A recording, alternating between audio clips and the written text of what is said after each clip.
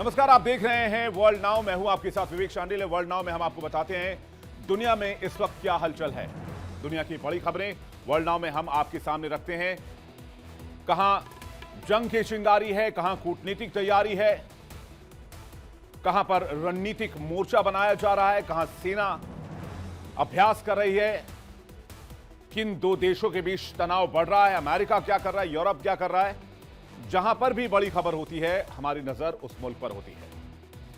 World now में आज सबसे पहले जो खबर आपको दिखाएंगे वो ईरान से जुड़ी हुई। और सबसे बड़ा सवाल, क्या ईरान की सड़कों पर उठी चिंगारी अब जंग की आग बन चुकी है? ईरान में विद्रोह की लपटें अब काबू से बाहर जाती दिख रही हैं। महंगाई, पाबंदियां, सत्ता का दमन और हर मोर्चे पर जनता का गुस्सा।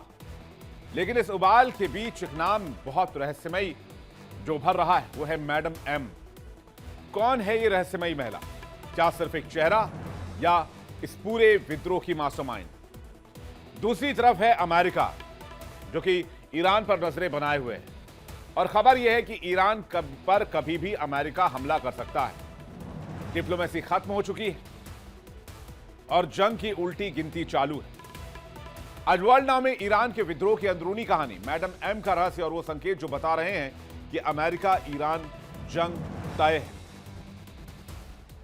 वर्ल्ड नाउ में आज सबसे बड़ा कूटनीतिक धमाका संयुक्त राष्ट्र के गलियारों में हड़कंप मच गया है क्योंकि एक के बाद एक यूएन की राह छोड़ रहे हैं देश। पहले अमेरिका ने यूएन के साथ साथ कई अंतर्राष्ट्रीय संगठनों से किनारा किया और अब इस लिस्ट में एक और मुल्क का नाम सामने आ गया। इजराइल ने बेधड़क और बिना किसी नरमी के यूएन की 7 प्रमुख एजेंसियों से अपने रिश्ते पूरी तरीके से तोड़ दिए। यह सिर्फ नाराजगी नहीं, यह खुली चुनौती है वैश्विक व्यवस्था को, अंतर्राष्ट्रीय संस्थाओं को और संयुक्त राष्ट्र के वजूद को। इजराइल का आरोप है कि यूएन की एजेंसियां पक्षपाती हैं। गाजा जंग और बस्तियों के मुद्दे पर इजराइल को कटघरे में खड़ा किया जा रहा है। सवाल बड़ा है, क्या यह फैसला इजराइल को अलग थलग करेगा या फिर यूएन का वजूद ही खत्म हो जाएगा, यूएन का वजूद ध्वस्त हो जाएगा? वर्ल्ड नाउ में आगे आपको बताएंगे कौन कौन सी वो 7 एजेंसियां हैं, क्यों नेतन्याहू सरकार ने यह लकीर खींच दी है और इसे वैश्विक कूटनीति की दिशा कैसे बदलेगी। फिर वर्ल्ड नाउ में आज सबसे बड़ा सवाल, क्या दुनिया थर्ड वर्ल्ड वॉर की तरफ बढ़ रही है?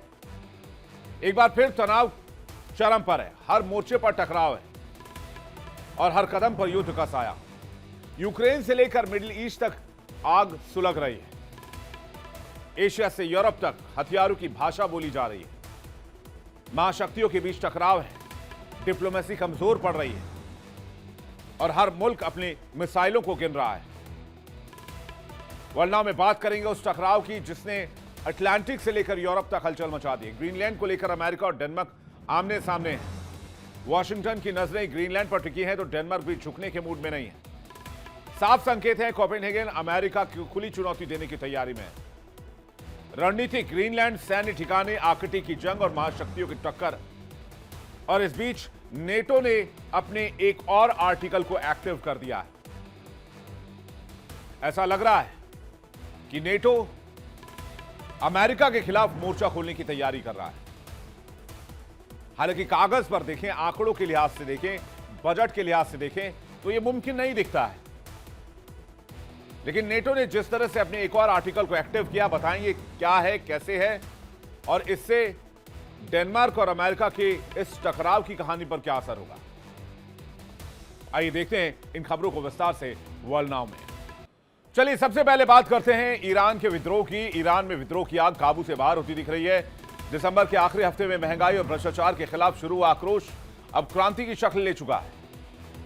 कुछ वेस्टर्न मीडिया के हवाले से कहा जा रहा है कि इस प्रदर्शन में अब तक 12,000 से अधिक लोगों को खामनेई सरकार ने मार दिया है। यानी ईरान में नरसंहार इस वक्त जारी है। प्रदर्शनकारियों को देखते ही गोली मार देने के आदेश दिए गए हैं। शूट एट साइट के इस ऑर्डर के बाद प्रदर्शनकारी निकल तो रहे हैं लेकिन हिंसा का शिकार हो रहे हैं। वेस्टर्न मीडिया यह दावा कर रहा है कि ईरान में जारी प्रदर्शन में अब तक 12,000 से अधिक लोग मारे जा चुके हैं। यानी कि ईरान में लाशों के ढेर बिछ गए, लाशों का अंबार लग गया। सरकारी दमन, गोलियां, गिरफ्तारियां, कोई भी दबाव इस क्रांति को रोक नहीं पा रही। ईरान एक ऐसे क्रांति के बीचों बीच खड़ा है जो पूरे मिडिल ईस्ट का नक्शा बदलने की ताकत रखता है। हालात ऐसे हैं कि इस आंदोलन की तुलना 1979 के इस्लामिक क्रांति से होने लगी। फर्क सिर्फ इतना है कि तब क्रांति सत्ता बदलने के लिए थी और खामनेई को वापस लाने के लिए थी। लेकिन आज की ये जो क्रांति ईरान में आप देख रहे हैं, ये उसी 1979 वाली सरकार को उखाड़ फेंकने के लिए है। और ये कोई अचानक भड़की आग नहीं है, बरसों से सुलगती नाराजगी का विस्फोटक नतीजा है, जिसमें महंगाई है, बेरोजगारी है, भ्रष्टाचार है, पानी की कमी है, बिजली की कमी है और लोगों की आजादी पर इस्लामिक कानून के नाम पर पहरा है। हर दिल में गुस्सा है और वही गुस्सा अब सड़क पर उबल रहा है। सोशल मीडिया, व्हाट्सएप, टेलीग्राम और एक्स जैसे प्लेटफॉर्म पर फैला यह विद्रोह हर गली, हर मोहल्ले और हर शहर तक पहुंच गया, जहां कोई नेतृत्व नहीं है, कोई पार्टी नहीं है, बल्कि हर नागरिक ईरान का इस क्रांति को लीड कर रहा है। इसलिए वहां की आर्मी को सड़क पर उतार दिया गया, क्योंकि यह विद्रोह का जो दौर है वो अपने चरम पर है। प्रदर्शनकारियों पर गोलियां चलाई जा रही हैं, लेकिन फिर भी प्रदर्शनकारी झुकने को तैयार नहीं है। लड़ाई आर पार की कर दी गई है। ईरान की राजधानी तेहरान की तस्वीर देखिए जरा, आप इस नारेबाजी को भी सुनिए कि गुस्सा किस कदर वहां की सरकार के खिलाफ लोगों के अंदर भर गया है।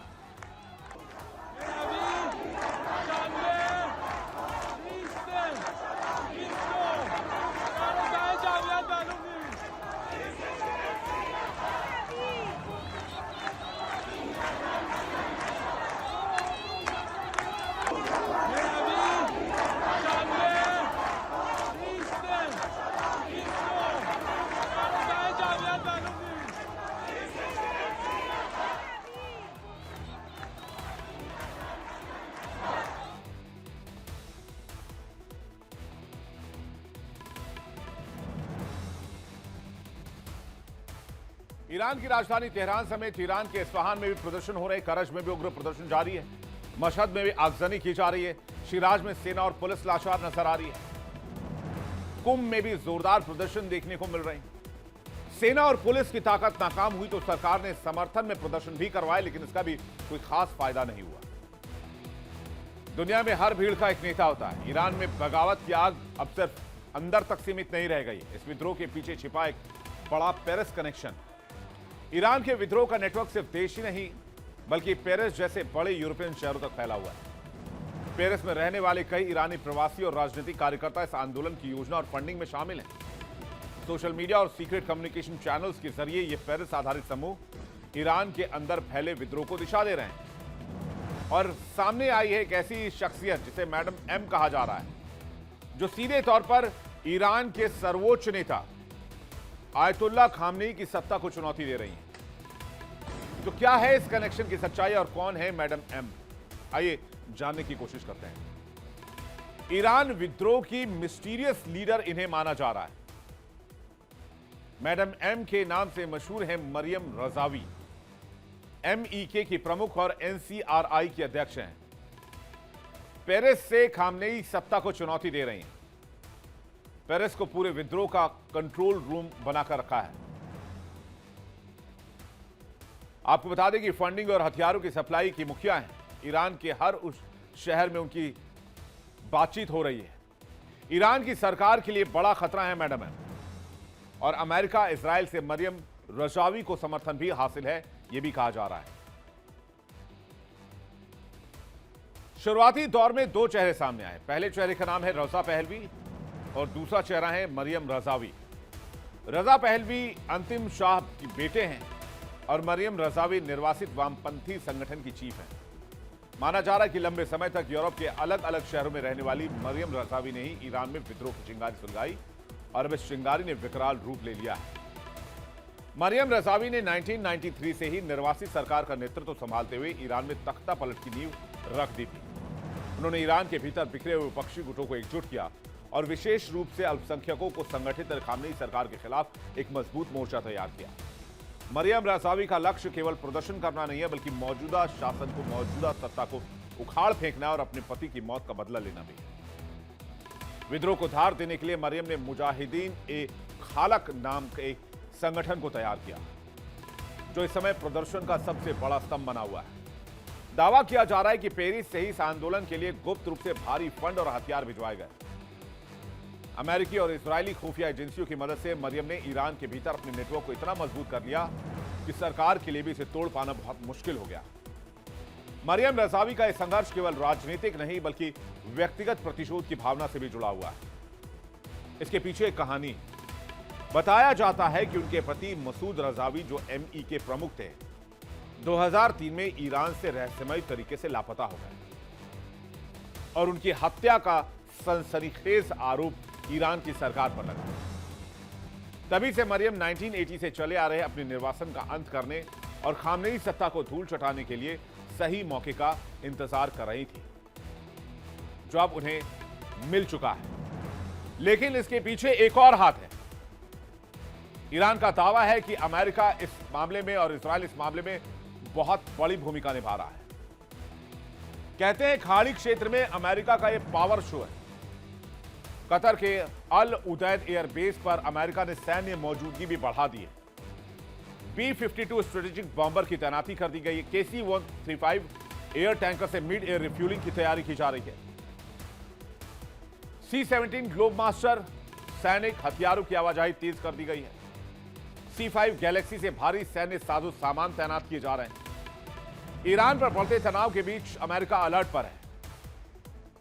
मिडिल ईस्ट में किसी भी हालात से निपटने की तैयारी है, खास करके ईरान में। अमेरिकी अधिकारियों ने राष्ट्रपति ट्रंप को ब्रीफ किया है। ईरान पर हमले के लिए संभावित सैन्य विकल्प तैयार कर लिए गए। एयर स्ट्राइक, साइबर अटैक और सीमित सैन्य कार्रवाई पर चर्चा हो रही है। खास करके ईरान रिवोल्यूशनरी गार्ड्स के ठिकानों को निशाना बनाने के लिए विकल्प ढूंढे जा रहे हैं। ट्रंप ने सभी विकल्प खुले रखने के संकेत दिए हैं। हमले के बाद ईरान के पलटवार की आशंका भी है। इसकी तैयारी भी इस वक्त अमेरिका कर रहा है। इस पूरे मिशन के पीछे अमेरिका और इजराइल जैसी वैश्विक शक्तियों का समर्थन भी मरियम रजावी को है और ईरान के विद्रोही गुटों को है, जो ईरान के शासन को वहां से उखाड़ फेंकना चाहते हैं। अल्पसंख्यकों और असंतुष्टों की एकजुटता ने इस आंदोलन को एक जनक्रांति का रूप दे दिया है, जिसे दबाना अब ईरानी सरकार और वहां की IRGC के लिए चुनौती है। पेरिस से कंट्रोल हो रही है चिंगारी अब ईरान के कोने कोने में विकराल आग बन चुकी है। यह सिर्फ प्रदर्शन नहीं, सत्ता के खिलाफ खुली बगावत है। यानी जहां कभी इस्लामी शासन की लोहे की पकड़ मानी जाती थी, वहां आज विद्रोह की आग भड़क चुकी है और प्रशासन इसे दबाने के लिए हजारों लोगों के मौत के घाट उतारने में भी गुरेज नहीं कर रहा।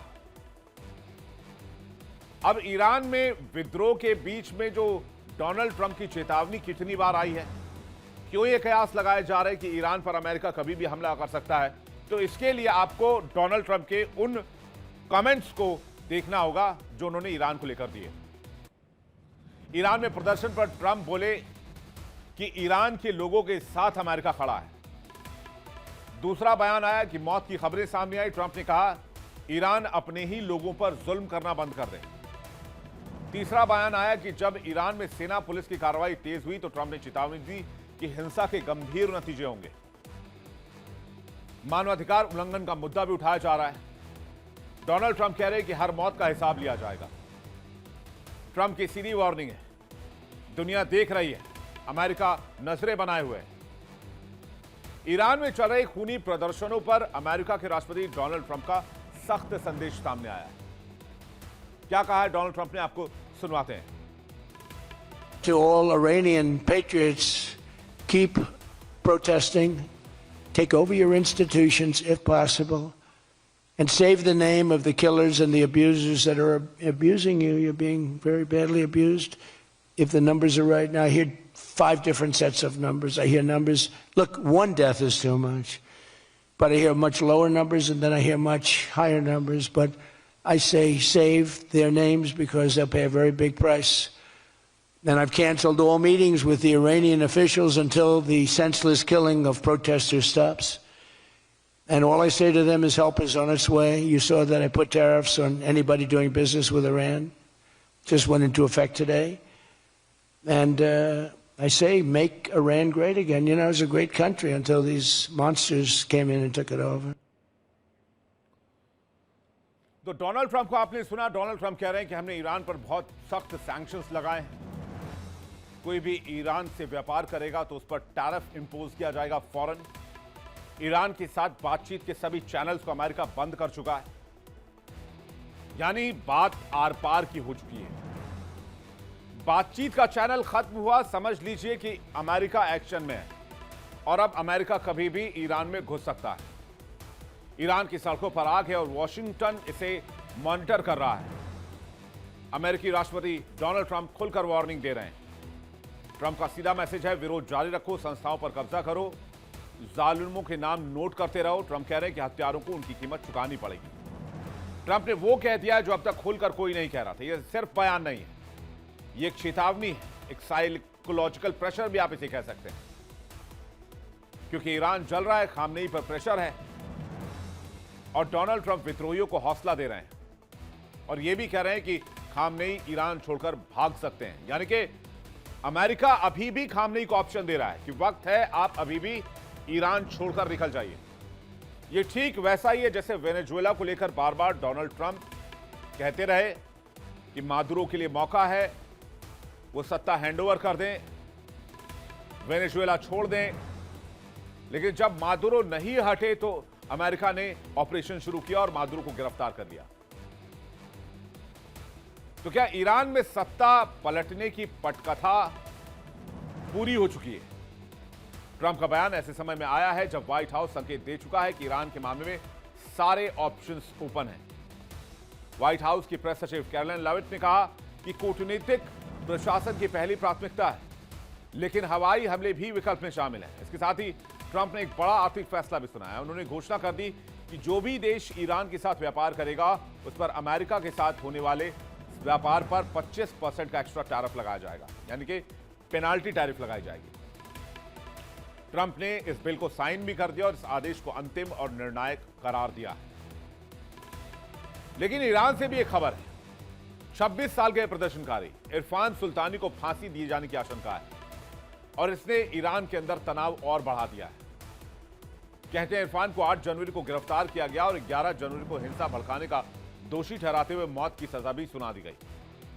अमेरिकी राष्ट्रपति डोनाल्ड ट्रंप ने साफ कहा है कि अगर ईरान ने प्रदर्शनकारियों को फांसी देना शुरू किया तो अमेरिका कड़ा जवाब देगा। लेकिन सवाल है कि अमेरिका अभी भी सीधी कार्रवाई कर पाएगा? विशेषज्ञ मानते हैं कि जवाब उनका यह है कि यह इतना आसान नहीं है। कैसे? क्योंकि ईरान के पास कुछ ऐसे मिसाइल्स हैं जिसको काउंटर करने के लिए अमेरिका अभी तैयारी कर रहा है। ईरान वेनेजुएला नहीं है। ईरान का सुरक्षा तंत्र, मिसाइल जो है, वहां के हथियार जो है बहुत मजबूत हैं। यहां सत्ता सिर्फ सरकार के हाथ में नहीं है, बल्कि मजबूत सैन्य और वैचारिक ढांचे पर टिकी है, जिसे बाहर से लाना मुश्किल है। IRGC की ताकत अच्छी है। ईरान की इस्लामिक रेवोल्यूशनरी गार्ड कॉर्प्स के पास 1.5 लाख से ज्यादा प्रशिक्षित जवान हैं जो किसी भी हमले का तुरंत जवाब देने में सक्षम है। अलग अलग सैन्य यूनिट्स हैं। उनके पास अपनी एयरफोर्स, नेवी, मिसाइल यूनिट और साइबर आर्मी भी है, जो अमेरिका के लिए बड़ी चुनौती है। अमेरिका ने हमला किया तो पलटवार होगा। विशेषज्ञ मानते हैं कि अमेरिका अगर हमला करता है तो ईरान चुप नहीं बैठेगा, जवाबी कार्रवाई करेगा। मिडिल ईस्ट में अमेरिका के बेसिस को निशाना बनाएगा, इजराइल को निशाना बनाएगा। तो एक साथ निर्णायक हमला मुश्किल है। ईरान के सैन्य ठिकाने पूरे देश में फैले हैं, उन पर एक साथ ऐसे स्ट्राइक करना जिससे कि ईरान लगभग पंगु हो जाए, यह मुमकिन ही नहीं है। इजराइल और अमेरिकी बेस निशाने पर आ जाएंगे। जवाबी कार्रवाई में ईरान, इजराइल और मिडिल ईस्ट में मौजूद अमेरिकी सैन्य ठिकानों को निशाना बनाएगा। अंदरूनी विरोध पर असर होगा। अगर सीधी जंग शुरू होती है तो ईरान के भीतर चल रहे विरोध प्रदर्शन कमजोर हो सकते हैं, क्योंकि सरकार के पक्ष में राष्ट्रवाद का माहौल बनेगा और ईरान डायरेक्ट वॉर में आ जाएगा। लंबी और महंगी हो सकती है लड़ाई। अमेरिका पहले ही कई मोर्चों पर उलझा हुआ है। ईरान के साथ जंग अगर लंबी चली तो यह महंगी हो सकती है और राजनीतिक तौर पर नुकसानदेह साबित हो सकती है। ग्राउंड ट्रूप्स तो भेजा ही नहीं जा सकते, बहुत जोखिम भरा। ईरान में अमेरिकी सैनिक उतारना वॉशिंगटन से एक बड़ा राजनीतिक और सैन्य जोखिम होगा, जिसका घरेलू विरोध भी हो सकता है। और 10वां पॉइंट, ट्रंप का वोट बैंक। सीधी सैन्य कार्रवाई से ट्रंप के समर्थक नाराज हो सकते हैं, जो विदेशों में चल रहे युद्ध के खिलाफ रहे हैं। कुल जमा बात यह है कि अमेरिका के कड़े बयान के बावजूद ईरान पर सीधी कार्रवाई करना अभी जटिल है और एक जोखिम भरा फैसला हो सकता है। लेकिन इसके साथ साथ ईरान के वो 5 बड़े हथियार भी देख लीजिए जो अमेरिका की टेंशन है कि अगर अमेरिका ईरान को घुस के मारता है तो फिर इन 5 हथियारों से भी ईरान को के 5 हथियारों से अमेरिका को सामना करना पड़ेगा। Shahab 3 ballistic missile range 2000 kilometre है।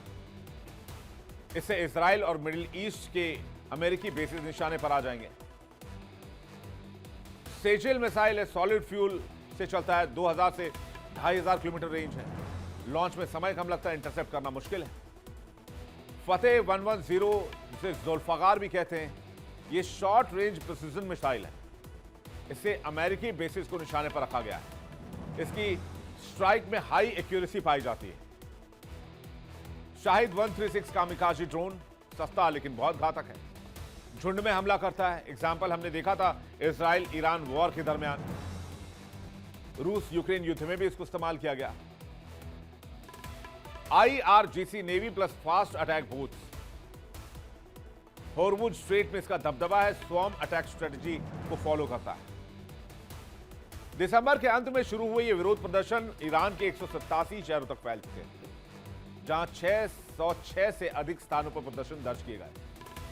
यह आंदोलन ईरान के इतिहास में 1979 के बाद सबसे बड़े आंदोलन के तौर पर देखा जा रहा है।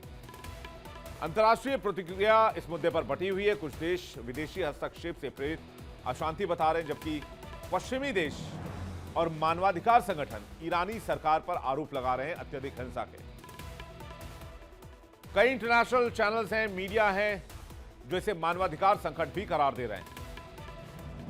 और इसलिए देखना बहुत इंपॉर्टेंट है कि इसमें अमेरिका क्या मूव लेता है। अमेरिका के अगले मूव पर ही ईरान में क्या होगा, इस पर सारी बातें टिकी हुई हैं और अमेरिका के हर मूव पर हमारी नजर रहेगी। वर्ल्ड नाउ में हम आपको अपडेट देते रहेंगे इस खबर से जुड़ी हुई जो भी जानकारी सामने आएगी। फिलहाल आगे बढ़ते हैं। वर्ल्ड नाउ में बात करेंगे यूएन की 7 एजेंसियों से इजराइल ने भी अपना नाता तोड़ लिया। तो क्या यूएन खतरे में है? एक ऐसा संगठन जो वर्ल्ड ऑर्डर को बनाए रखने के लिए बना, बातचीत के लिए बना और टकराव को दुनिया में कैसे कम किया जाए इसके लिए बना। लेकिन क्या हो जब वही संगठन खत्म हो जाए जहां पर पूरी दुनिया एकजुट होकर अपने मसलों को सुलझाती हो? तो क्या ऐसे कन्फ्रंटेशन नहीं बढ़ेगा?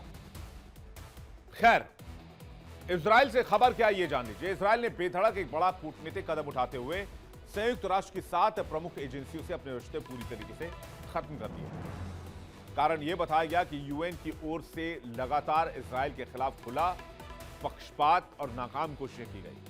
नेतन्याहू ने साफ कर दिया है कि ऐसे एजेंसियों से कोई उम्मीद नहीं रह गई। एजेंसियां इजराइल को बदनाम करने में लगी, जो किसी कीमत पर स्वीकार नहीं किया जा सकता है। 7 अंतर्राष्ट्रीय संगठनों से संबंध खत्म कर दिए हैं। पक्षपात और विरोधी रुख रखने का आरोप है। इजराइल की नीतियों पर लगातार आलोचना करने की बात सामने आती है। सुरक्षा और संप्रभुता का हवाला दिया जाता है। संयुक्त राष्ट्र से जुड़े मंच भी निशाने पर हैं। गाजा युद्ध के बाद ही यूएन और इजराइल के बीच तनाव बढ़ने लग गया था। पश्चिमी देशों में भी हलचल है। वैश्विक राजनीति में नए समीकरण दिख रहे हैं। मिडिल ईस्ट संकट और ज्यादा गहरा गया है। यह कदम ऐसे वक्त में आया जब इजराइल और अंतर्राष्ट्रीय समुदाय के बीच तनाव गहराता जा रहा है। इजराइल का कहना है कि एजेंसियां लगातार उसके खिलाफ झूठे और भ्रामक बातों का प्रचार कर रही हैं, इसलिए उन्हें यह अपने राष्ट्रीय हित के लिए कड़ा फैसला लेना पड़ा। नेतन्याहू ने साफ शब्दों में कहा कि दुनिया को याद रखना चाहिए कि इजराइल सिर्फ खुद की सुरक्षा और अस्तित्व के लिए संघर्ष कर रहा है। लेकिन यूएन जैसे मंचों पर इजराइल को बार बार निशाना बनाया जाता है। अमेरिका के 66 अंतर्राष्ट्रीय संगठनों से बाहर निकलने के फैसले के बाद अब इजराइल ने भी एक बड़ा फैसला कर लिया। इजराइल के विदेश मंत्री गिडियोन सार ने फैसला किया कि देश तुरंत यूएन एजेंसियां और अंतर्राष्ट्रीय संगठनों से अपने सभी संबंध खत्म करेगा। इजरायली सरकार का कहना है कि ये संगठन इजराइल के खिलाफ पक्षपाती हैं, राजनीतिक एजेंडा चला रहे हैं और इजराइल के प्रति दुश्मनी का भाव रखते हैं। किन किन 7 एजेंसियों से इजराइल ने नाता खत्म किया है, आपको बताते हैं। सबसे पहला नाम है चिल्ड्रन इन आर्म्ड कॉन्फ्लिक्ट। बच्चों और युद्ध से जुड़ी यूएन एजेंसी है। Office of the special representative for children in armed conflict. Israel का आरोप है कि इस एजेंसी ने 2024 में इजरायली सेना आईडीएफ को शर्मनाक तरीके से ब्लैकलिस्ट कर दिया था। इजराइल का कहना है कि उसे आईएसआईएस और बोको हराम जैसे आतंकी संगठनों के साथ एक ही सूची में डाल दिया गया, जो कि अनुचित है। इसलिए इजराइल ने इस एजेंसी से सारे संबंध तोड़ दिए। यूएन वुमेन, जो महिलाओं के अधिकारों की संस्था है, यूएन वुमेन पर इजराइल ने आरोप लगाया कि 7 अक्टूबर 2023 को इजरायली महिलाओं के साथ हुई यौन हिंसा को इस संस्था ने नजरअंदाज किया।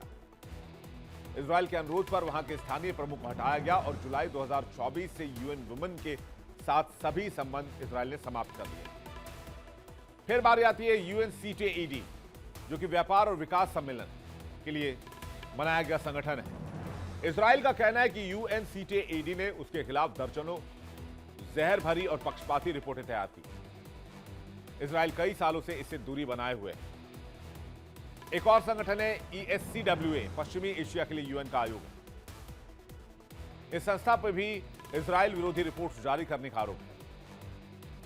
यूएन अलायंस ऑफ सिविलाइजेशन, ये संगठन तुर्की और स्पेन ने शुरू किया था और धार्मिक और सांस्कृतिक कनेक्शंस कैसे बढ़ाया जाए, इसको लेकर से तैयार किया गया। लेकिन इजराइल का आरोप है कि इसे वर्षों से उसके खिलाफ मंच की तरह इस्तेमाल किया गया और इजराइल को उसमें शामिल तक नहीं किया गया।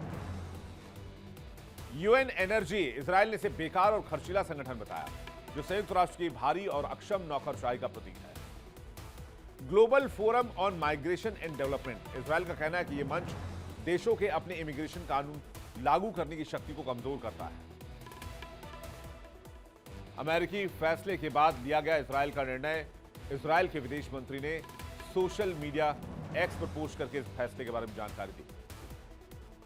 यह फैसला अमेरिका द्वारा कई संगठनों से हटने के बाद की गई समीक्षा और चर्चा के आधार पर लिया गया है। विदेश मंत्री गिडियोन सार ने अपने मंत्रालय को यह निर्देश दिया है कि अन्य अंतर्राष्ट्रीय संगठनों के साथ जारी सहयोग को भी तुरंत जांचा जाए और उसके बाद उस पर भी बहुत जल्द फैसला किया जाए। आपको दिखाते हैं, यूएन की अभी हाल ही में एक मीटिंग हुई थी, जिसकी तस्वीर सामने आई थी, और यह मीटिंग एक आपात मीटिंग के तौर पर बुलाई गई थी, जिसमें वेनेजुएला को लेकर चर्चा करने के लिए आपात मीटिंग बुलाई गई थी। लेकिन अब कोई ऐसा मंच दिखता नहीं जहां यूएस भी यूएन छोड़ चुका है, इजराइल भी यूएन से साइड हो रहा है। ये देखिए तस्वीरें, जरा फुल स्क्रीन आपको दिखाते हैं कि कैसे वेनेजुएला पर हमले के बाद यह आपात बैठक बुलाई गई थी।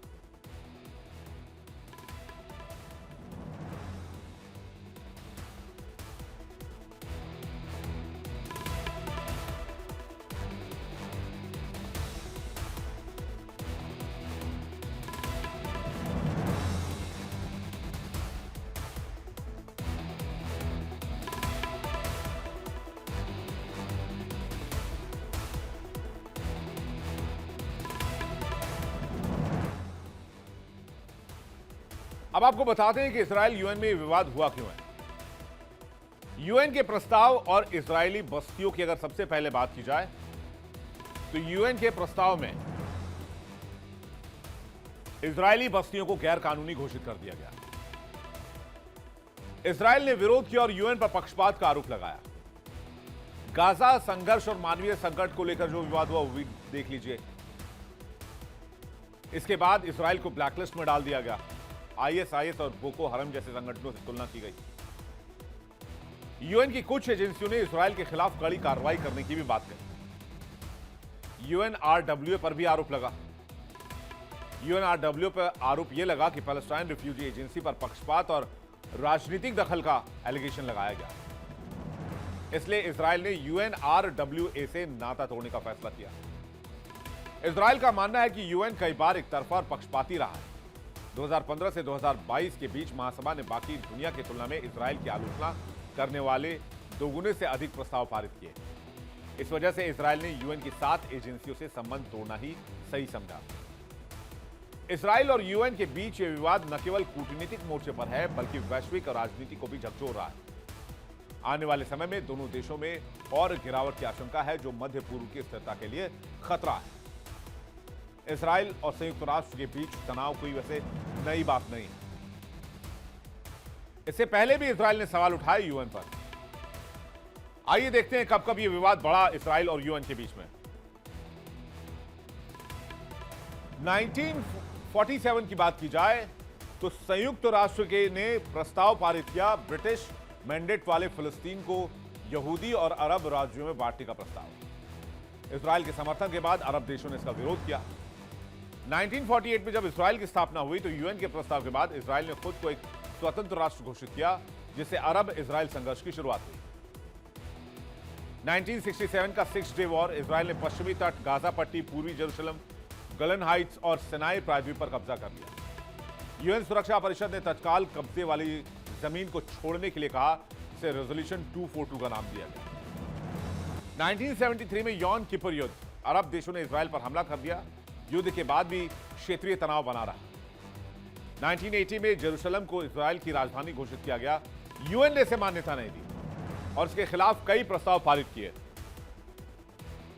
1993 से 1995 ओस्लो समझौता, इजराइल और फिलिस्तीनी नेताओं के बीच शांति प्रयास हुए, जिसमें यूएन ने मीडिएशन की भूमिका निभाई। साल 2000 के दशक में आ जाइए, यूएन ने बार बार इजराइल की बस्तियों, सेटलमेंट्स को गैर कानूनी घोषित किया और इसका विरोध किया।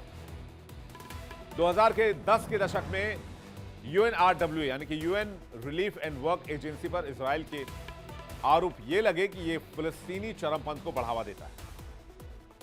2023 से 2026 जब गाजा इजराइल युद्ध हुआ तो इजराइल ने आरोप लगाया कि यूएन उससे जुड़ी कई एजेंसियां पक्षपाती रिपोर्ट जारी कर रही हैं। इजराइल ने यूएन की 7 एजेंसियों से अपने संबंध इसके बाद तोड़ दिए। इजराइल ने यूएन पर कई बार बस्तियों के मुद्दे पर दमनकारी रुख अपनाने का आरोप लगाया। यूएन की ओर से लगातार मानवीय संकट और गाजा संघर्ष को लेकर चिंता जताई गई, लेकिन इजराइल की बात कोई नहीं कर रहा था। इजराइल में जब लोगों को मारा गया तब भी कोई बात नहीं कर रहा था। जब इजराइल पर हमला हुआ तब भी इसकी बात यूएन में बहुत ज्यादा नहीं हुई।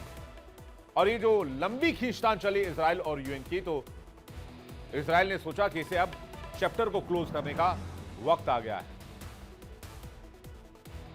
इजराइल का यूएन से नाता तोड़ना इस लंबी खींचतान का लास्ट चैप्टर है, जो साफ करता है कि अंतर्राष्ट्रीय मंच पर भी इजराइल को न्याय नहीं मिला। तो क्या संयुक्त राष्ट्र की इस एकतरफा नीति से मिडिल ईस्ट में सच्ची शांति स्थापित हो पाएगी? तो ये क्वेश्चन जो है ये पूरी दुनिया के सामने है।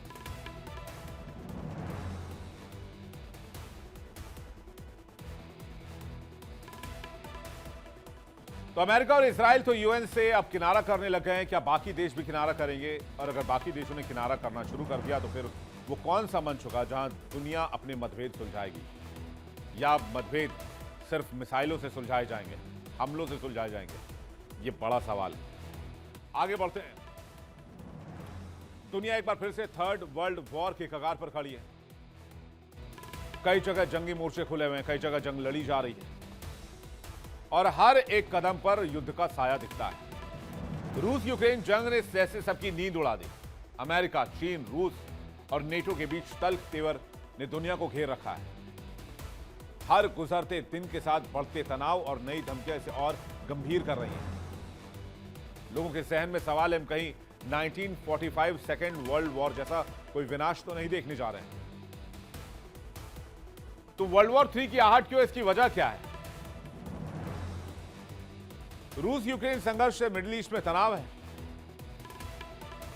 अमेरिका चीन तनाव है। नॉर्थ कोरिया का परमाणु कार्यक्रम भी तनाव की वजह है।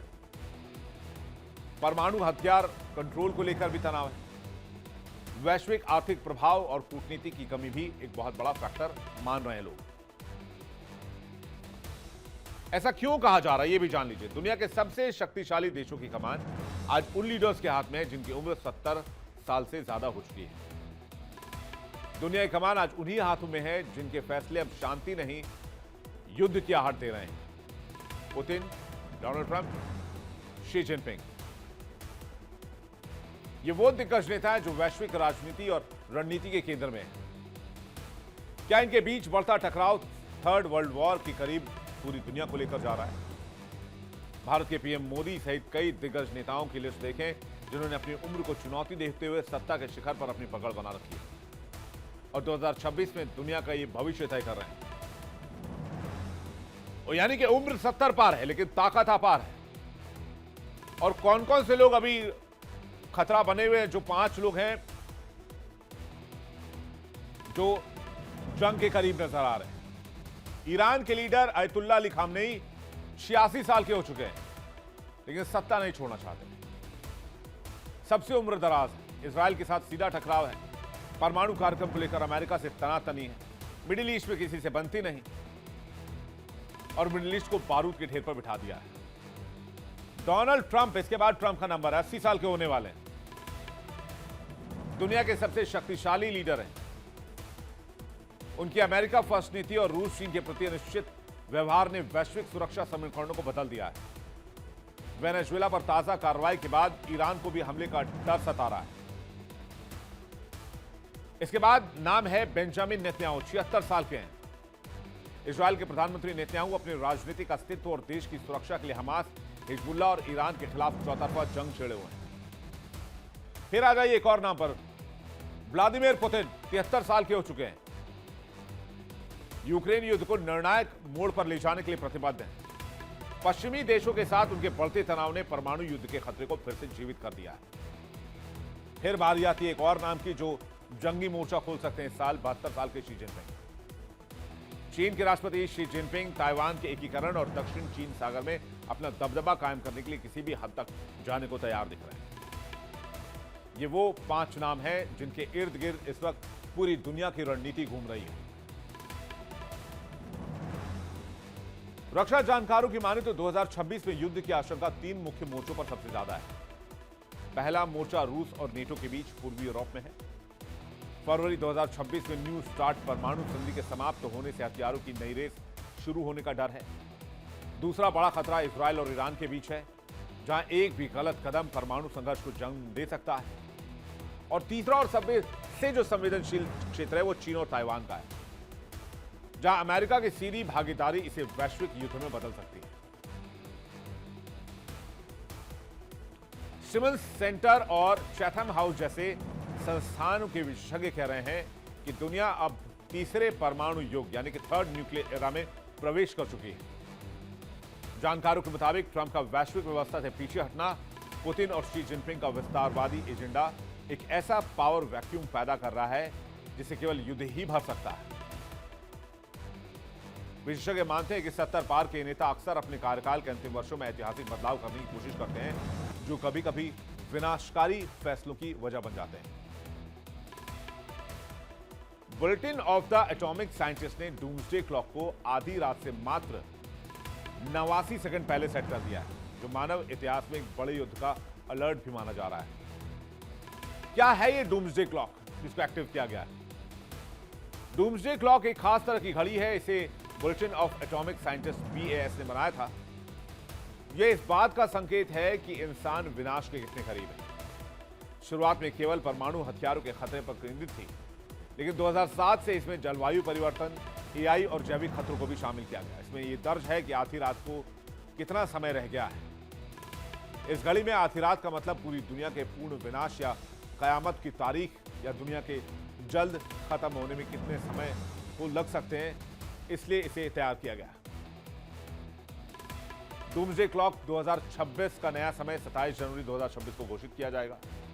वैज्ञानिक वर्तमान में परमाणु बम के बढ़ते जोखिम, जलवायु संकट और सूचना युद्ध यानी कि मिस इन्फॉर्मेशन जैसे कारकों का विश्लेषण कर रहे हैं। यह घड़ी वैज्ञानिकों द्वारा दुनिया के नेताओं और जनता के लिए एक चेतावनी के रूप में काम करती है, ताकि विनाशकारी खतरों को रोकने के लिए ठोस कदम उठाए जा सके।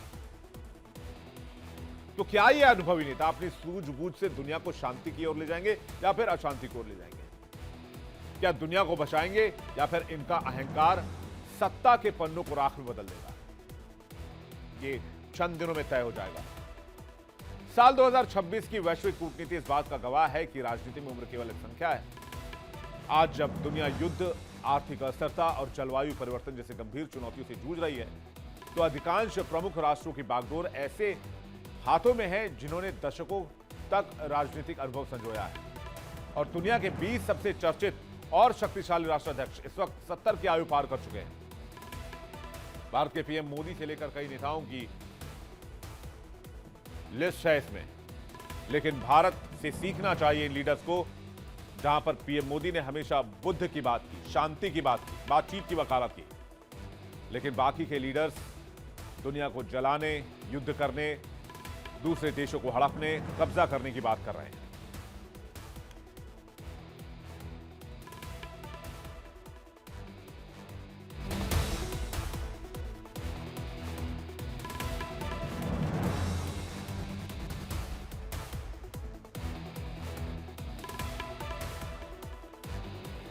अब जरा बात प्रधानमंत्री मोदी की भी कर लें। भारत और मोदी फैक्टर, प्रधानमंत्री नरेंद्र मोदी 75 साल की आयु में हैं और जिस ऊर्जा के साथ काम कर रहे हैं वो दुनिया के इन 5 नेताओं के लिए मिसाल है। 2026 में भारत उनके नेतृत्व में वैश्विक मंच पर एक निर्णायक शक्ति बन चुका है। जानकारों का कहना है कि मोदी का अनुभव ही है कि वो एक तरफ पुतिन से हाथ मिलाते हैं, दूसरी तरफ ट्रंप के साथ रणनीतिक साझेदारी को भी मजबूत करते हैं। 70 पार के नेताओं में मोदी की स्वीकार्यता, अप्रूवल रेट सबसे ज्यादा है और प्रधानमंत्री नरेंद्र मोदी हर बार कहते हैं कि आज का ये युग युद्ध का नहीं है, बुद्ध का है और बात शांति की होनी चाहिए, वैश्विक शांति की होनी चाहिए। क्लाइमेट चेंज को लेकर पॉलिसीज बननी चाहिए, ग्रीन एनर्जी को लेकर पॉलिसीज बननी चाहिए। इसलिए भारत ने सोलर अलायंस बनाया जिससे यूएस बाहर हो गया। चलिए अगली खबर की ओर चलते हैं। टकराव का एक और पॉइंट, इस वक्त हॉट केक बना ग्रीनलैंड और अमेरिका के साथ भिड़ने के मूड में आ चुका है डेनमार्क। ये जो तस्वीर इस वक्त आप देख रहे हैं ये ग्रीनलैंड की तस्वीर है। देखने में बेहद खूबसूरत लेकिन बेहद ठंडा, दुनिया के एक और बड़े भू राजनीतिक विस्फोट का केंद्र। ग्रीनलैंड को लेकर दिन ब दिन अमेरिका की बढ़ती दिलचस्पी अब टकराव का माहौल बना रही है। डेनमार्क तो खुल के मैदान में आ गया है। संकेत साफ है, जरूरत पड़ी तो पूरा यूरोप अमेरिका के सामने खड़ा हो सकता है। खबर यह है कि नेटो ने अपने एक और आर्टिकल को एक्टिव कर दिया है, आर्टिकल 42.7। इस आर्टिकल के बारे में बताएं, लेकिन इससे पहले जान लीजिए कि ग्रीनलैंड क्यों जरूरी है। आर्कटिक के बीचों बीच है, अमेरिका, यूरोप, रूस के बीच super hot geopolitical point, hot cake जिसे कह सकते हैं। आर्कटिक कंट्रोल की चाबी, ग्रीनलैंड पर पकड़, आर्कटिक समुद्री रास्तों और एयरस्पेस पर सीधा प्रभाव, नई शिपिंग रूट्स का रास्ता, बर्फ पिघल रहे हैं तो शॉर्टकट ट्रेड रूट्स भी हैं, ग्लोबल ट्रेड का गेम चेंजर लोकेशन है, दुर्लभ खनिजों का भंडार है जिसमें रेयर अर्थ एलिमेंट्स हैं, यूरेनियम है, तेल है, गैस है, भविष्य की टेक और एनर्जी की रीढ़ है। दुनिया का 13% तेल और 30% गैस इस इलाके में मौजूद है। ग्रीनलैंड में कोयला भी है, लोहा भी है, तांबा भी है, जिंक भी है, गोल्ड भी है, रेयर एलिमेंट्स भी है जैसे कि न्यूडीमियम है, प्रासियोडीमियम है, डिस्प्रोसियम है, टर्बियम है, यूरेनियम और उसके बाय प्रोडक्ट भी भारी मात्रा में मौजूद है। मोनोजाइट जैसे खास खनिज है जो ईवी बैटरी और मैग्नेट इंडस्ट्री के लिए बेहद इंपॉर्टेंट है। सैन्य ताकत का भी आधार है, अमेरिका के कई बड़े बेसेस हैं यहां पर, क्लाइमेट रिसर्च की सबसे बड़ी लैब है यहां पर और महाशक्तियों की टक्कर का मैदान भी यहां पर है। अमेरिका, रूस, चीन तीनों की रणनीतिक नजर यहां पर बनी हुई है। लेकिन डोनाल्ड ट्रंप के बार बार धमकी देने के बाद अब यूरोप भी डोनाल्ड ट्रंप से दो हाथ करने के मूड में आ गया है। अगर अमेरिका ने हमला किया तो क्या यूरोप जवाब देगा? लग तो ऐसा ही रहा है। डेनमार्क और ग्रीनलैंड के विदेश मंत्री बुधवार को व्हाइट हाउस में अमेरिका के राष्ट्रपति जेडी वांस और विदेश मंत्री मार्को रूबियो से मुलाकात करने वाले हैं।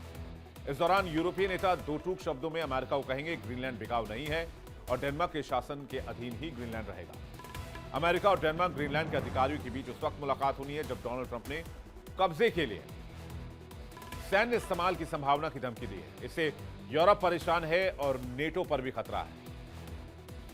इस बीच नेटो की तरफ से जारी एक बयान में कहा गया है कि आर्कटिक की सुरक्षा बनाए रखने के लिए वो आगे के कदमों पर चर्चा कर रहा है। दूसरी तरफ यूरोपीय संघ के देश ईयू संधि के आपसी रक्षा क्लॉज को लागू करने पर विचार कर रहे हैं। इसका मतलब यह है कि अगर अमेरिका हमला करता है तो यूरोप जंग में जा सकता है। यूरोप के एक अधिकारी, ईयू के अधिकारी ने इसकी पुष्टि की है।